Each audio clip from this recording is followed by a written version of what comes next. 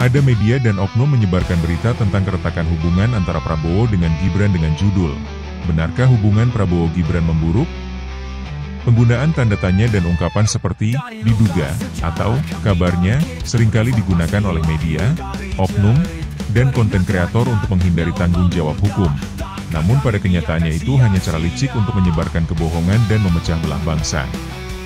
Dengan menyamarkan narasi dalam bentuk pertanyaan atau klaim yang tidak dapat dibuktikan, mereka berusaha mengelak dari delik hukum dan tidak bertanggung jawab atas dampak yang ditimbulkan. Ini adalah manipulasi cerdik yang berbahaya, karena meskipun tidak ada tuduhan langsung, masyarakat yang tidak kritis dapat dengan mudah terpengaruh dan terjebak dalam narasi yang memecah belah persatuan. Sungguh ironis, ketika mereka yang seharusnya mengedepankan kebenaran dan fakta justru memilih untuk bermain dengan ambigu dan spekulasi. Hal ini menunjukkan bahwa hukum acara di Indonesia, terutama terkait media dan penyebaran informasi, memang perlu segera diperbaiki dan disesuaikan dengan perkembangan zaman. Kita tidak bisa membiarkan celah-celah hukum ini digunakan untuk menyebarkan fitnah dan menebarkan kebencian. Pembaharuan dalam regulasi terkait media dan konten digital sangat penting, agar mereka yang terlibat dalam penyebaran berita bohong, hasutan, atau provokasi tidak dapat lepas begitu saja dari pertanggungjawaban hukum. Berita seperti ini, yang mencoba mengadu domba antara Presiden Prabowo Subianto dan Wakil Presiden Gibran Rakabuming Raka, hanya akan merusak tatanan politik dan sosial yang telah dibangun dengan susah payah. Ini adalah sebuah upaya berbahaya yang sangat mengkhawatirkan, bukan hanya bagi mereka yang terlibat, tetapi juga bagi seluruh bangsa Indonesia. Media, seharusnya, menjadi pilar yang mendukung persatuan dan kesatuan bangsa, bukan malah menjadi alat untuk menyebarkan kebencian dan memecah belah. Kita harus ingat, Prabowo dan Gibran adalah dua pemimpin yang telah dipilih oleh rakyat Indonesia, dan dalam sistem demokrasi kita, mereka harus saling bekerja sama untuk memajukan negara. Alih-alih memfokuskan pada perpecahan, media seharusnya berperan sebagai penghubung yang memperkuat kolaborasi antara keduanya untuk mewujudkan tujuan bersama. Ketika berita-berita. Di sisi lain, sebagai konsumen informasi, kita juga harus semakin kritis dan selektif dalam menerima berita. Tidak ada tempat untuk narasi-narasi yang hanya bertujuan untuk merusak keharmonisan bangsa. Ini adalah saatnya untuk memastikan bahwa ruang publik tetap digunakan untuk diskursus yang sehat, berbasis pada fakta dan kebenaran yang dapat dipertanggungjawabkan. Seperti ini beredar, kita tidak hanya melukai citra pemimpin kita, tetapi juga merusak fondasi kepercayaan rakyat terhadap sistem pemerintahan yang sah. Sebagai publik, kita harus peka dan kritis terhadap setiap narasi yang berpotensi menghancurkan keharmonisan yang telah dibangun. Media harus bertanggung jawab dalam menjaga etika jurnalistik, menjaga keutuhan negara, dan mendukung visi serta misi para pemimpin untuk kesejahteraan bersama. Jika kita terus membiarkan fitnah dan gosip menguasai ruang publik, maka kita hanya akan memperburuk keadaan dan memberi celah bagi mereka yang ingin melihat Indonesia terpecah. Sebagai bangsa yang besar, mari kita utamakan persatuan dan menjaga NKRI. Berita ini jelas sebuah konstruksi berita yang tidak hanya mengada-ada, tetapi juga sangat berbahaya bagi stabilitas politik negara. Mengapa? Karena media, dalam hal ini majalah Tempo, secara sengaja mencoba mengaburkan kenyataan dengan membangun narasi sensasional tentang hubungan yang retak antara Presiden Prabowo Subianto dan Wakil Presiden Gibran Rakabuming Raka, padahal sudah ada klarifikasi resmi yang tegas dan jelas. Tanggapan dari Prita Laura yang menjelaskan bahwa program Lapor Mas Wapres adalah bagian dari program pemerintah yang sudah disetujui oleh Presiden, seharusnya sudah cukup untuk membantah segala spekulasi liar tersebut. Namun media tetap saja memilih untuk menggali lebih dalam, menciptakan ketegangan di antara keduanya dengan menyebarkan gosip yang tak berdasar. Terlebih lagi, pernyataan Hasim Joyo Hadikusumo yang menegaskan hubungan mereka tetap harmonis langsung dipandang sebelah mata. Inilah masalahnya, sejumlah media, yang seharusnya menjadi sumber informasi yang dapat dipercaya, justru menjadi saluran bagi oknum-oknum tertentu yang berusaha merusak citra pemerintah. Ini bukan hanya tentang ketidakberimbangan dalam pemberitaan, tetapi tentang manipulasi publik yang berpotensi merusak kredibilitas pemerintahan dan merusak rasa percaya masyarakat terhadap proses demokrasi yang sehat.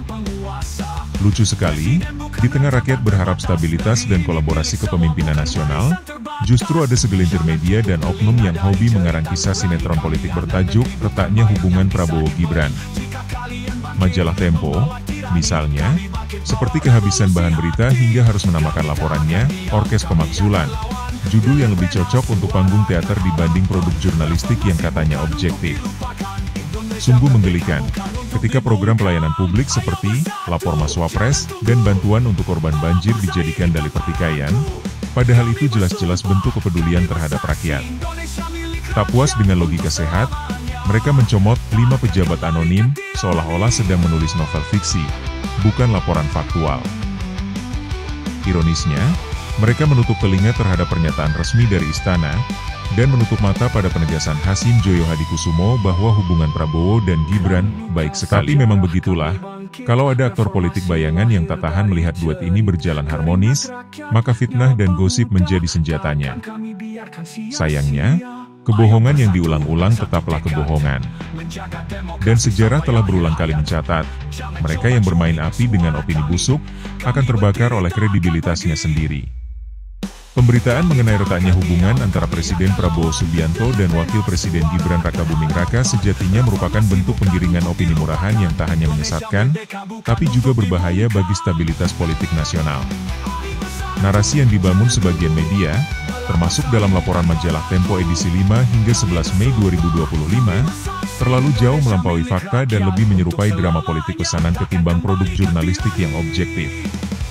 Tuduhan bahwa program Lapor Mas Wapres dan bantuan Wapres Gibran adalah manuver politik sepihak, terbantahkan secara terang benderang oleh pernyataan resmi dari Kantor Komunikasi Kepresidenan. Prita Laura sudah menegaskan bahwa program tersebut merupakan bagian dari kebijakan pemerintah yang diketahui oleh Presiden. Maka menjadi sangat patut dipertanyakan, siapa sebenarnya yang berkepentingan mengadu domba dua pimpinan negara yang sah ini? Siapa yang diuntungkan dari narasi, pemakzulan, yang tidak berdasar? Tudingan semacam ini bukan saja melecehkan kecerdasan publik, tetapi juga memperlihatkan betapa media bisa menjadi alat kekuasaan non-formal yang mencoba merusak legitimasi pemerintahan melalui opini-opini manipulatif. Rakyat butuh solusi, bukan sensasi. Dan setiap pihak yang menyebarkan kabar bohong ini harus siap mempertanggungjawabkannya, baik di hadapan hukum maupun sejarah. Isu keretakan hubungan antara Presiden Prabowo Subianto dan Wakil Presiden Gibran Rakabuming Raka tidak sepenuhnya mencerminkan realitas yang terjadi di dalam pemerintahan. Meski sejumlah media mengangkat dugaan adanya ketegangan, terutama terkait program Lapor Mas Wapres dan bantuan Wapres Gibran, berbagai pernyataan resmi dari lingkaran istana justru menegaskan bahwa hubungan keduanya berjalan baik dan profesional.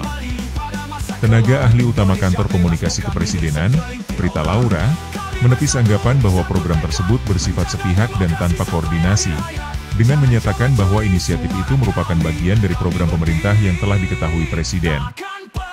Bahkan, Hasim Joyo Hadikusumo, adik kandung Prabowo sekaligus tokoh penting dalam lingkaran dekat Presiden, secara tegas membantah isu retaknya hubungan tersebut. Baik sekali, ujar Hasim saat ditanya media pada 22 April 2025. Selama ini, baik Prabowo maupun Gibran belum pernah menunjukkan sikap saling berseberangan di ruang publik, dan keduanya tetap tampil selaras dalam berbagai agenda kenegaraan. Maka, klaim tentang disharmoni itu tampak lebih bersumber pada tafsir politik dan dinamika komunikasi internal yang wajar terjadi dalam pemerintahan, bukan pada konflik substansial yang mengancam soliditas kepemimpinan. Berikut isi dari berita tersebut. Retak di pucuk kekuasaan. Benarkah hubungan Prabowo-Gibran memburuk? Kurang dari setahun sejak dilantik sebagai Presiden dan Wakil Presiden Republik Indonesia pada 20 Oktober 2024, aroma keretakan mulai tercium di pucuk kekuasaan. Majalah Tempo dalam laporan mendalam bertajuk Orkes Pemakzulan Gibran, mengungkap indikasi memburuknya hubungan antara Presiden Prabowo Subianto dan Wakil Presiden Gibran Rakabuming Raka. Sumber Tempo menyebut, ketegangan itu mulai terasa sejak Gibran meluncurkan program Lapor Mas Wapres pada 11 November 2024, hanya 3 pekan setelah pelantikan. Program itu, yang diklaim sebagai saluran aspirasi rakyat langsung ke Wakil Presiden, didampingi pula oleh aksi bagi-bagi bantuan sosial bertanda bantuan Wapres Gibran. Langkah itu sontak memantik kekhawatiran di lingkar dalam istana Presiden. Main sendiri. Menurut 5 pejabat pemerintah yang berbicara kepada Tempo, program-program tersebut tidak dikonsultasikan lebih dulu dengan Presiden Prabowo maupun Sekretariat Negara.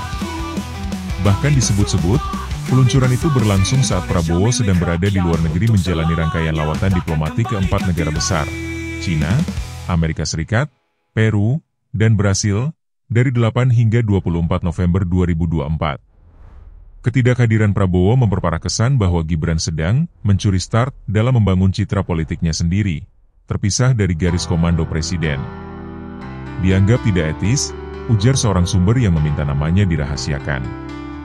Namun, Rita Laura, tenaga ahli utama kantor komunikasi kepresidenan, buru-buru meredam isu tersebut. Dalam pernyataannya pada 14 November 2024, ia menyebut program Lapor Mas Wapres adalah bagian dari inisiatif pemerintah yang sudah diketahui Presiden. Itu bukan program pribadi Wapres, katanya. Tanda-tanda friksi. Friksi bukan hanya soal prosedural. Sumber di lingkaran kabinet mengungkapkan bahwa penggunaan label Bantuan Wapres Gibran dalam paket bantuan sosial yang dibagikan di Jatinegara pada 28 November 2024 menjadi sumber kekhawatiran tersendiri. Beberapa menteri disebut merasa itu berpotensi menyalahi etika komunikasi pemerintahan, serta mengganggu narasi tunggal yang selama ini dikendalikan oleh Presiden. Ini bukan hanya soal komunikasi. Ini soal sinyal politik, kata seorang pengamat politik senior dari LIPI yang meminta namanya tak disebut.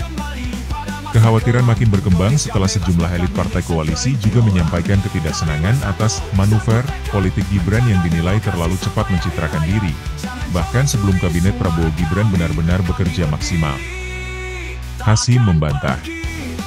Di tengah derasnya rumor ketegangan, Hasim Joyo Hadikusumo, adik kandung Prabowo dan figur penting dalam lingkaran bisnis politik keluarga, memberikan klarifikasi yang berbeda. Ditemui di Hotel Mandarin Oriental, Jakarta, pada 22 April 2025, Hasim menegaskan bahwa hubungan antara Presiden dan Wakil Presiden tetap harmonis. Baik sekali, jawabnya singkat. Namun, pernyataan itu kontras dengan laporan sejumlah sumber dalam yang mengungkap bahwa Presiden tidak lagi secara rutin mengajak Gibran dalam rapat terbatas, bahkan beberapa agenda kenegaraan belakangan ini hanya dihadiri oleh Menteri Koordinator. Antara loyalitas dan ambisi. Gibran, sosok muda yang sebelumnya menjabat wali kota Solo, mencuri perhatian publik saat mendampingi Prabowo dalam kontestasi Pilpres 2024. Banyak pihak menilai keterlibatannya sebagai hasil kompromi politik tingkat tinggi yang melibatkan Presiden Joko Widodo. Namun kini, setelah menjabat, Gibran tampaknya harus menavigasi ruang yang sempit antara loyalitas kepada Prabowo dan dorongan untuk membangun identitas politiknya sendiri. Bisa jadi ini efek dari absennya terus penuh. Gibran berasal dari Jokowi, sementara Prabowo punya timnya sendiri.